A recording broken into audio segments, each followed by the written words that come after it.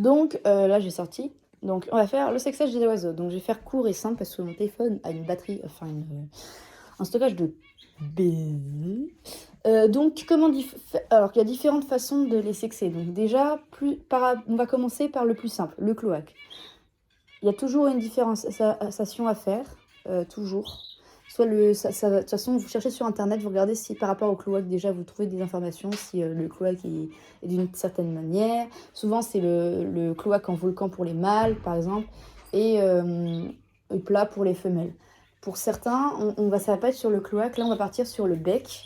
Par exemple, pour les kakariki, pour certains becs crochus, on va les différencier par rapport à leur forme, taille de bec. Par exemple, moi, elle a un petit bec.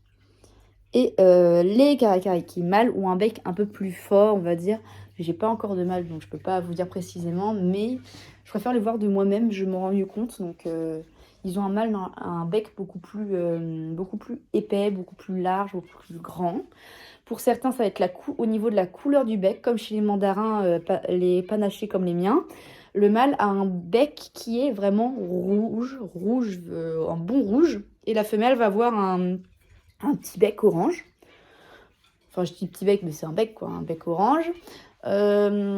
Après, ça peut être aussi niveau du plumage. Donc, chez les mandarins de couleur normale, où on ne peut pas forcément voir par rapport au bec, certains mâles, c'est possible de ne pas avoir la différence.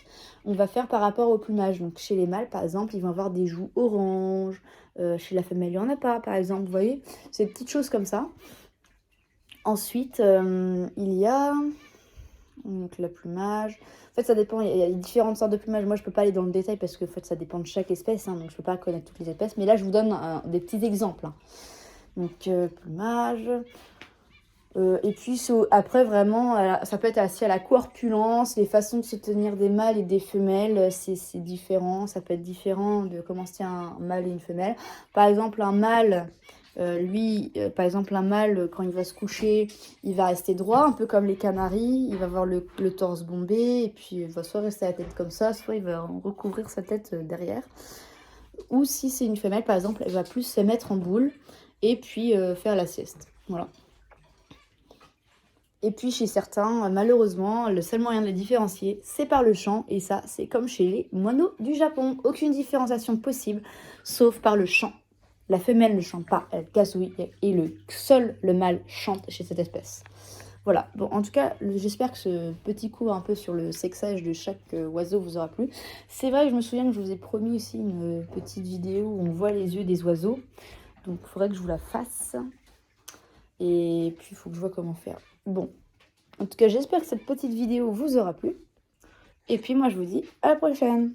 Ciao!